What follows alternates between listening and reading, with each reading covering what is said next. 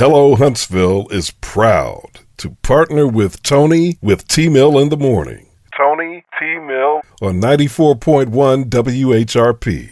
Tony Terrell. Tony Terrell, your best girlfriend. And T-Mill and T-Mill, a Huntsville native and all-around media expert. 6 to 10 weekday mornings on 94.1 WHRP.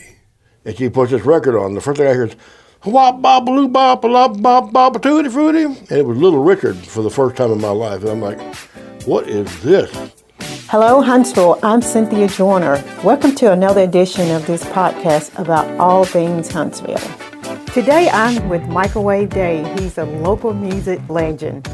Tell me, how did you get the name Microwave Dave? It's a long story, Cynthia. How much time do we have? It's pretty long. Let me look at my watch here. I'm going to give you an hour. An hour, okay. So I can edit it down from that. It actually came about in the 1980s, and I was a blues musician and a blues fan, but I wasn't playing blues in the area. There really wasn't much blues in the area at that time. And the only place you could hear traveling blues bands was at the Coffee Clutch Bar downtown. And they would bring in bands from Memphis and from Texas and from Chicago and all the really name quality bands. And I was going in there one night to hear a guy named Chicago Bob Nelson. Chicago Bob was coming, he's from Louisiana, and he lived in Atlanta, but he was Chicago Bob because Muddy Waters had named him Chicago Bob when they played together. And I was going to hear particularly a guitar player that played with him named Tinsley Ellis, who was in his band. And I was all excited about that. And I went in there, and when I got there, they said, well, Dave, you picked a bad night. Tinsley Ellis just went out on his own and left the band. And I thought, okay, well, he's got to have somebody good in there. So I went in, and in the process, I got introduced to Chicago Bob, and he said, you're a blues musician? And I said, yes, sir. And he said, do you write songs? And I said, yes, sir. He said, you have any with you? And back in those days, you carried your songs on a cassette. You know, you would pass them out to people you think might be able to use them. And I said, no, sir, I didn't bring any songs out. He said, well, I've just lost all the songs that I have. I'm in the middle of an album. They went off with my guitar player who just left on his own. And I've got to complete this album. I've got to go back in the studio. And I'm just out. Do you have anything you think might be good for me? How about waiting until the last set, and I'll let you sit in, and you can sing a couple you think might be good for me. And so I agreed to that. And I waited till the last set, and they were doing good. They had a good band. And I got up there, I'm supposed to do 2 songs. And I started getting in good with the audience, and I did about 5. And finally, Bob's like, gets the hook and gets me off of there. And he says, thanks a lot, that was Dave, I'm trying to remember my last name. He said, that was Dave the Microwave, y'all, Dave the Microwave, thanks a lot. I didn't think much about that, and I went home that night, left my jacket in the place, and I came back to get the jacket. And the next day, there was a very intoxicated man, about the age I am now, sitting at the end of the bar right by the stage. And he was in the same clothes and the same condition he had been in the night before. Looked like he'd just stayed. And when I came walking in, he said, Microwave Dave. And I went, Microwave Dave. So it was a blues guy started it, and an intoxicated local man finished it. So. Wow, that's quite a story. When did you discover your passion for music? I think as a child, my mother had a really great ear for music. She had a great ear for music and was very particular about what she liked and didn't like. And she would, if something was on the radio, which was what we had before TV back then, she would point out, listen to the way that bass player is playing. She loved the bass player. She would listen to the piano player. And she'd be pointing out instruments in these big arrangements. And so I kind of got focused at that young age on music from that. And so from their record collection, I found things that I really liked. And they had 78s back then, the old shellac records, and I was not allowed to touch them. And somewhere in the early 1950s, they got a 45 RPM Victrola that played the 45, and I was allowed to play those.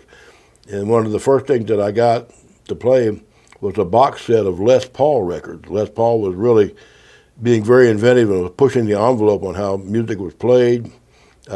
Recordings were being overdubbed and speeding things up and slowing them down. He was really kind of a precursor to some of the rock and roll playing. And I really got happy with all that stuff. And I think I listened to it a whole lot. And a bunch of other things as well. The first piano quartet and just a bunch of other people that were doing different things. So it was really through my parents to start with. And then it gradually, when I started listening to radio on my own, I was able to pick out what I wanted to hear. Okay. What were some of those artists back then that you really loved? Well, we always watched, we watched the Liberace television show every week. My grandmother loved that, so we watched that every week. And I sat there waiting, hoping he would play some boogie woogie, because he could play really good boogie woogie. And I would just sit there. He'd be great on the other stuff, but I'd wait for the boogie woogie to break out. And when we moved from Amarillo, where I was, to Dallas, the elementary school in Dallas, I was fourth grade, the elementary school, well, we went to classes like you did later in middle school or high school. And we had several different periods in the day, and we had one period that was PE and one period that was play. Play period was outdoors, and it was not co-ed. All the guys were here and all the girls were somewhere else, and I was playing sports. And PE was co-ed, and it was in this kind of old dance studio of a room, and the lady in there had a 78 RPM record player, and she was playing records, and she was playing rock and roll records. This is 1955 in Texas. And how she got away with this, I don't know, because back in that era, they were breaking rock and roll records on the air. They were like, there was a big outcry about what the damage it was doing to American culture. But the first thing I remember she played that got my attention was my first day of school, and I was new in Dallas. I didn't know anybody, and she came out and put all of us kids in a big circle, and she brought us this roll of newspaper about this thick with a rope around it. The rope was about 15 feet long, and dropped it in the middle of the ring, walked out to it, and then tossed it out, and then started swinging it around to see how it would get right to where the kids were. Then stopped and ran over to the record player, and she puts this record on. The first thing I hear is, "Wop bop baloo bop bop bop bop tutti frutti," and it was Little Richard for the first time in my life, and I'm like, "What is this?" And so then she went out and started swinging the rope, and we all had to jump over this paper when it came around. And if you got tripped by the paper, then you had to go in the middle and swing the rope. That was how it worked. And so we heard 2 or 3 Little Richard songs, and we heard Fats Domino, and we heard Bill Haley and the Comets, and all in that first one class was my introduction to all that rock and roll.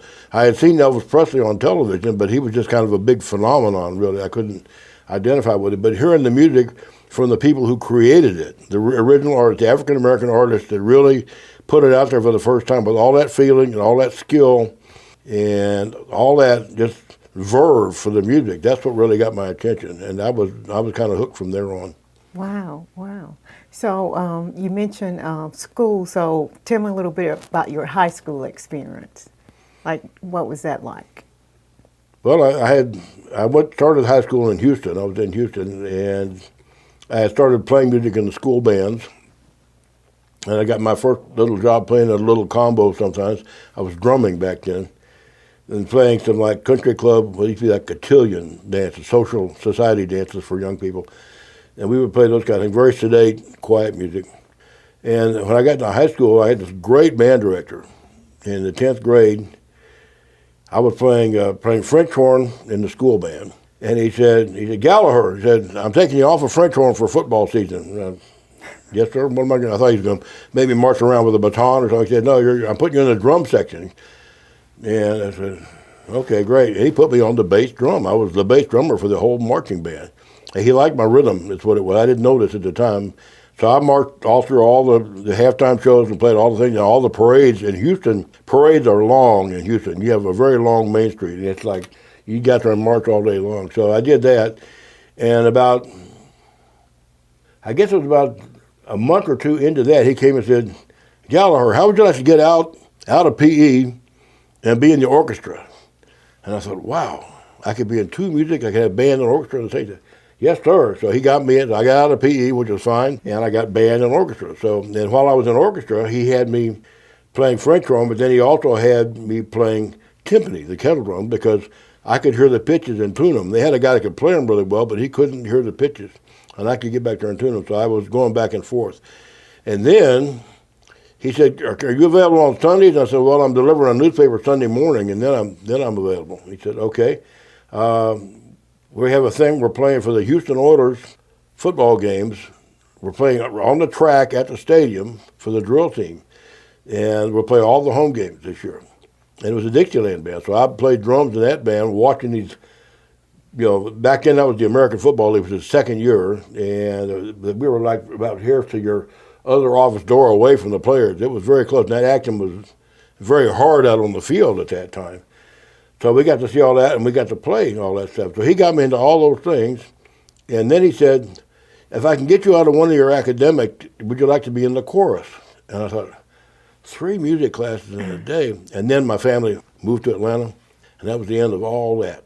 It all ended just like that. So I had to kind of go back to scratch, and no newspaper route, no musical endeavors. I had a motorcycle. I was delivering the newspapers on, no motorcycle. So I went back to walking to school, and just kind of, like, my whole life was grounded, kind of, and I started over. Yeah, that was it. But it turned out good. I started playing music in popular music bands in Atlanta, playing rhythm and blues primarily.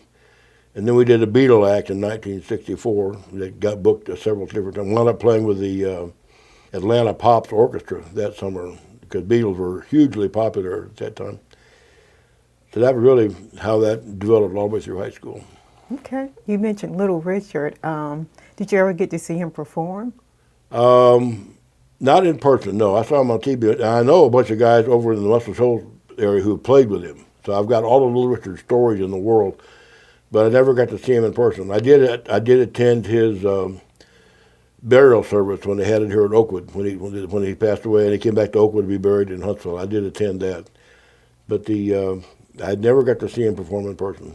Tell me a little bit about your band and the members of your band. Yes. Well, the Nukes are on hiatus right now, so it's we had a band that operated about 34 years. We started in 1989, and Rick Godfrey, who's a native Huntsvillian, born and raised here, raised up on Montesano, actually. And I was working for him when we started the band, and he was a self-taught guitar player, and I couldn't find a bass player that would play blues. At that point in the 80s, most of the bass players were really funky, and they were really good at that funk style of bass playing. It was very difficult to do, but I needed somebody who could play down the blues groove and just hold it down there to do that kind of music. So Rick talked to me and said, "Can you show me how to play the bass?" He said, "If it doesn't work, don't worry about it." So we started playing blues songs on our lunch break. I was working for him, and it just worked out. And then we wound up at WLRH public radio station was having a fundraiser coming up. And I went down and volunteered to be a phone volunteer down there. They had the only blues show on radio at that point in the Huntsville area. And I went to be a volunteer on the phone, and they asked me to get on the air. I was sitting around, the phones were ringing, so I was sitting around playing a harmonica with all the people on the phone banks and just messing around. You got to send us some money. You got to send it right now. Just carrying on. And they said, "We're going to put you on the air doing that." So they put me on the air, and phones rang. And so people called in and made a couple of donations and stuff. So he said, "You got a band, right?" I said, "Yeah, sure." And I did. We were just practicing at that point. So we started out with that, and then we met Mike Alexander, who had just moved here from Chicago, and he knew how to play the blues on the drums. And we put him in the band, and that was the beginning of it. And we got really lucky. In 1989, Stevie Ray Vaughan in particular was driving interest among the white audience for the blues. The black audience always had the interest for it. The white audience was getting it, and it was becoming like a rock and roll venture for everybody. They were going from clubs to auditoriums to theaters, and slowly working their way towards stadiums. With him, he became a superstar. So we hit it at the right time, and we were here in Huntsville playing it when everybody wanted to hear that kind of music, and we were playing Stevie Ray Vaughan songs. And so we wound up just packed out our first summer. Every night the place was just full. So that was really how it all began. Okay. And how many years have you been performing? We're not now, but we went 34 years before it kind of came to an end. Right as the pandemic kind of put a stop to it right then. We've had several things that, besides the pandemic, that happened to it that got us. We didn't ever break the band up, but our bass players more or less retired out of it, and our drummer's out playing with a name act out on the road. He's playing with Jason D. Williams on the road. So I'm just pretty much playing solo in the area now. I have couple other guys I'm playing, we called the Blue Band, not the Blues Band, but the Blue Band. Daryl Tibbs, who's from here in the area, raised here in the area, and then Clay Swafford, piano player, who's from down in Oakman, but lives in Huntsville now. Okay, great. Which musician would you compare your sound to? All I can think of is all the ones that we fail to sound like, especially working your way up. You try to reach the goals of sounding like the people you respect, or the people you admire, and the people that inspire you. You try to sound like them. And I have never, ever reached that with anybody that I've looked up to, starting with Les Paul way back to all the way up to all the blues guys and all the rhythm blues guys. James Brown, I saw him a bunch of times. And just amazing showmanship, and the best band I ever saw up until that time. And could not do what he did. There was no way to do what he did, and that level of intensity he put forward.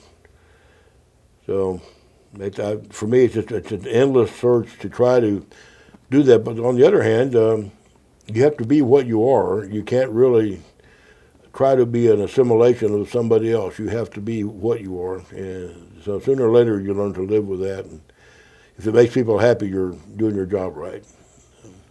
Which artist would be your favorite past artist and your favorite present artist?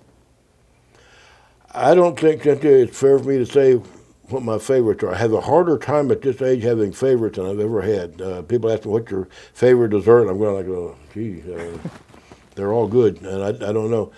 So I go through different periods. Going through a younger period, you get a hold of somebody, you get a hold of B.B. King, and you start studying all the B.B. King you can. And then you get a hold of somebody like Earl Hooker, not as well known, but a great style. And you try to learn from his style and just work your way up. Some people will grab your ear. John Lee Hooker might grab your ear, or Slim Harpo, or people like that. But at this point, I love all of them. And every time I hear them, from being on the radio, I hear their music a lot. And every time I hear it, it's like, oh, I remember reaching for that. I remember going out trying to get these Jimmy Reed rhythms down, trying to play like Jimmy Reed did. Sounded so simple until you tried to play it, and then you came out just sounding real clunky. It didn't have the flow and the groove that he had when he played it. So really, it's been that way on. Stevie Ray was a big influence in that time when he came up, and he caused a lot. But there's really no way to try to duplicate what he did any more than you could say with Jimi Hendrix. You really can't duplicate what an artist of that stature does. You can come along and be influenced by it, and you can make yourself an imitation of it, but I think you do yourself a disservice, and other than as a tribute to the artist, I don't know what's good about doing that. Let's talk a little bit about the Rocket City. What makes Huntsville so special to you? I fell in love with this place. First time I came through here was 1974, and we had just had a big tornado, a bad tornado, that had killed people and had torn up all that area down around the Parkway and Drake Avenue and all that. And everything was just a big mess. And we camped out, with a band I was with, we camped out behind the Montesano Amphitheater. And I loved Montesano. I loved the state park. And we got up there and we kept looking at this amphitheater, like what a great place to play a concert. And this band that I was with at Cameron back in those days was playing 6 nights a week. You'd go and play somewhere from Monday through Saturday, then you'd move to the next town and do it again. And usually while we were there, we would try to find someplace to play a free concert, as college or a park or whatever. And we kept looking at that place, and we're there, we're not playing, we're just hanging. And we went and asked the people at the state park office, what do you do to get this amplifier? I said, well, it's for rent, for $35.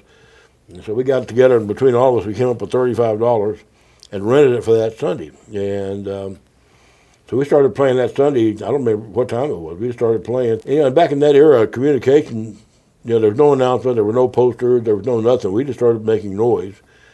And by the end of the day, we had a good number of people up there hanging out and listening. And so people started liking us, and we wound up getting booked in Huntsville out of that. And when I met the audience here, the music audience here had an expectation. And I thought there must be some really good players around there for people to be expecting things to be good. They didn't want to show up and have noise. They expected you to have a certain level. And after I started getting out and hearing the local musicians, I realized that the bar is pretty high here. We have a lot of talent here. And I could see it all over the place. Everywhere I looked, I ran into musicians who were really good. The ones working in the night spots, the ones in the churches, the ones that were in the school teaching, the kids that were coming out of the schools, they all were like better than what I was seeing in other places I lived. And I lived in a lot of big cities, so I was very impressed with that. The other thing I liked was that the musicians all seemed to support each other. And I'd be out seeing a band somewhere, and we talked to them on the break and tell them how good I was. I said, well, you've seen us, now be sure you go over here and see these guys. Don't go anywhere without going to see these guys. And they would send you, and that band would go say, great, we're glad you came in. Be sure you go see these guys. So they're all sending you to see each other. And that's not always the case in music or any art form, really. People can be really territorial about their work, but it was not that way. So that was one of the first things that attracted me to the area, I think. Who is your favorite Huntsville musician, past and present? Oh, man. Well, again, favorites are not easy for me. But the person that I knew when I first moved here, she's passed away now, was a singer named Jean Hall. And I knew Jean from when we lived down in Florida. She had come up here and settled up here and was singing 6 nights a week, playing drums too, and singing. And she was a really good singer. She could cover a wide variety of styles. And she had the ability to reach people, and she loved the people that came in to see her. She loved them. It wasn't just entertaining them, it wasn't just a job. She actually loved these people.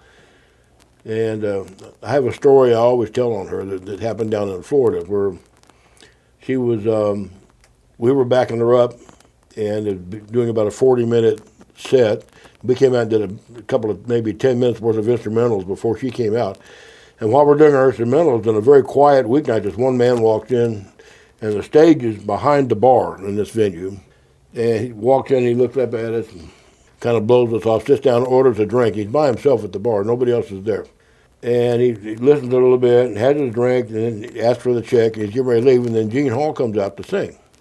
And Jean could sing Doris Day, but she could also sing Dionne Warwick, and she could also sing Barbra Streisand. Back in those, she could sing all the really hard stuff to do really well. And she started singing, he just kind of stopped in his tracks, and he sat back down, and he ordered another drink, and he sat there. And so she finished her set, and still the place is almost empty. And he asked for a check, and he asked for a pencil and a piece of paper, and he wrote a note. And the note got passed up to Jean, and she handed it to us and said, this is hard for me to say. I want to thank you for saving my life. I came in to get my last drink, to get the courage to go home and pull the trigger. I heard you sing. I changed my mind. So she's very strong for me because she was that kind of a person. The music in her was more than just sound, and more than just being attractive and all those things. She really had a way of affecting people. So then you come up, there have been so many people that I love around here now, but I think I have been, as far as a group of people that have moved me more than anyone else here, would be the Aeolians at Oakwood, the times that I've heard, or I've had a chance to actually perform with them a couple of times. And every time I've heard the Aeolians, I've just been blown away by how good they are, how much they not only live the music, they live their message. They're not adding message to it. They're not staying on message. They're in it. And I've been with them in very informal circumstances, like where we walked a labyrinth together during an event celebrating first responders a couple of times. And those kids were out there wearing their regular clothes, walking this labyrinth, singing the songs. And it was an unrehearsed program. They knew the stuff, but it wasn't like a rehearsed concert. And those kids up singing, and tears are dropping. And they're all just completely in it. And the music was so moving, and the arrangements were so good. It was just such appealing music.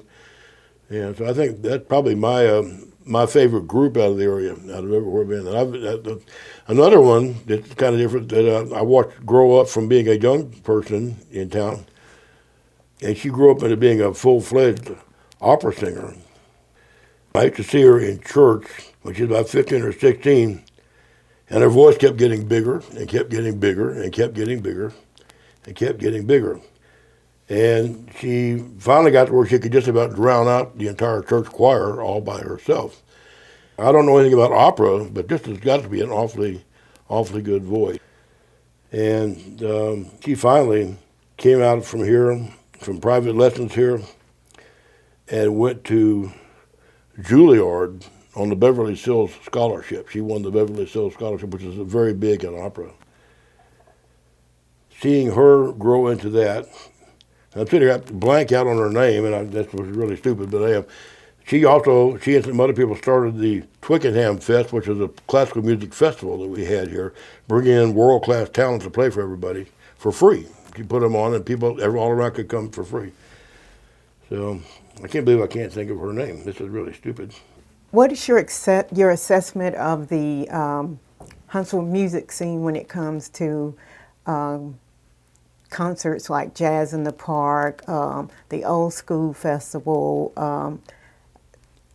Let's talk about one other one. We talked about the Big Spring Jam. What's your assessment of the music scene here? Well, it's very good. I think people are surprised. I've always, I'd have someone visiting from out of town, and I'd somebody maybe from Chicago or from down in Miami or somewhere, and they'd be up visiting. And I'd take them to dinner, and I'd say, let's go out, you want to hear some local music? And they'd say, well, not really. And I'd say, oh, okay. Well, I'll take them out. So I would take them out and say, I'd put them out in front of Dave Anderson, for example, and they're like, this guy's local? And I said, well, he plays with the National Act, but he lives here. Oh, who did he play with? Well, he played with Atlanta Rhythm Section, among others, And I said, oh, okay, well, I played that. But I said, yeah, but he grew up here. He played here the way he always has played here, but he set the bar pretty high by being here. Daryl Tibbs, who plays drums in the Blue Band, was in a great band here called Rhapsodon that took around the same time we started back in '89. They were playing here a jazz fusion group, and most of them have either been in or have gone on to other big acts since then. But Daryl was playing percussion. J.D. Blair left and went with a huge country and western act. He became the drummer for her for years. Shania Twain. He was out on the road with her forever after that band. And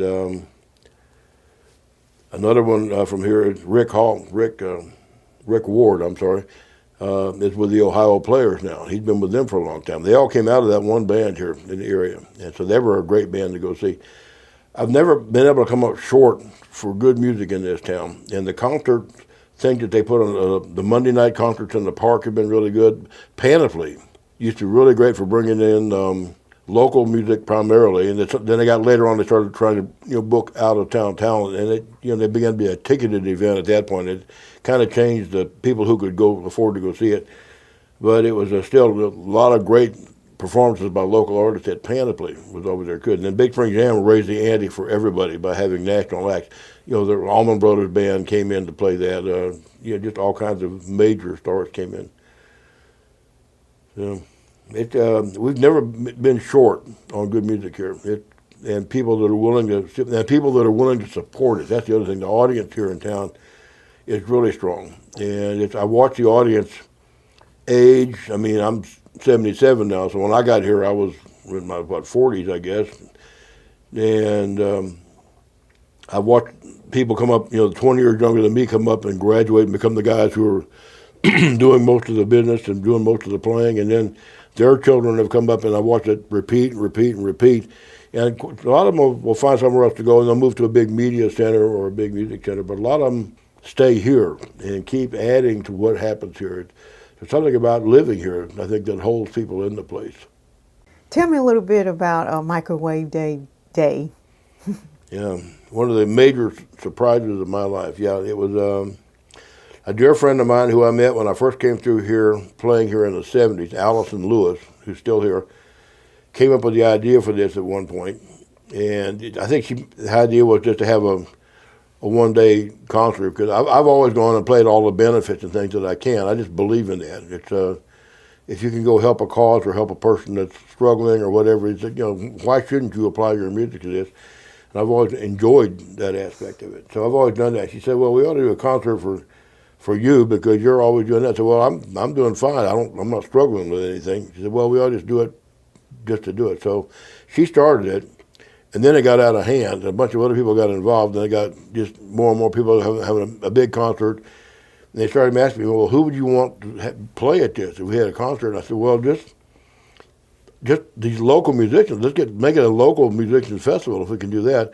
And then someone got Mayor Tommy Battle involved, and he's the one that proclaimed it officially Microwave Dave Day, and that made it, an official event at that point. It was supposed to be a one-shot deal, but so many people turned out and made donations. We had this big pot full of donations there.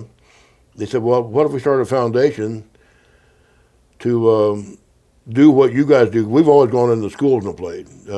We're all white band, but we wound up going in and play schools for Black History Month because we'd be representing the blues and where the blues came from, the cultural history and the musical history of all that. We'd be representing that as best we could.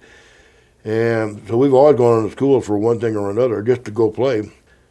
And so if we get all these funds, we can send you guys in and actually pay you to go into school. And I said, well, that'd be cool. Maybe we get some other guys to do it too. A lot of musicians have day jobs by necessity, and they have to take time off from their work to be able to go play in a school.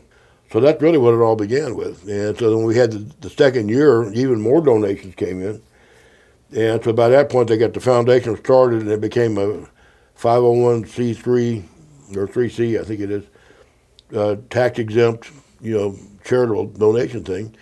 And so it's still going. All the years later, it's still going. And the events themselves are just amazing. The people show up, and maybe it's just because it's got my name on it, but all the people I see are always in a great mood. It's a happy event for people.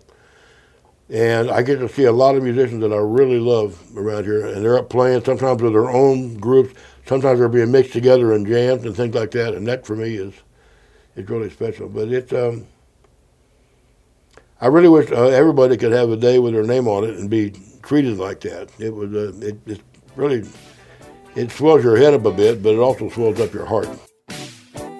Hello Huntsville is hosted by Cynthia Joyner. Cynthia Joyner and Jeff Morlock are the executive producers. This podcast is produced and directed by Keith Matthews and David Person. Hannah Stutz is Hello Huntsville's chief correspondent. Jake Martin and Hans Guger provided remote and in-studio audio engineering and other technical support. Chad Bell is the production administrator. The podcast theme was written and produced by Kyle Wimbish and David Person. Spread the word about Hello Huntsville, the first podcast that makes Huntsville, Alabama, the star. Hello Huntsville is proud to partner with Tony with T-Mill in the Morning. Tony T-Mill on 94.1 WHRP. Tony Terrell. Tony Terrell, your best girlfriend. And T-Mill and T-Mill, a Huntsville native and all-around media expert. 6 to 10 weekday mornings on 94.1 WHRP.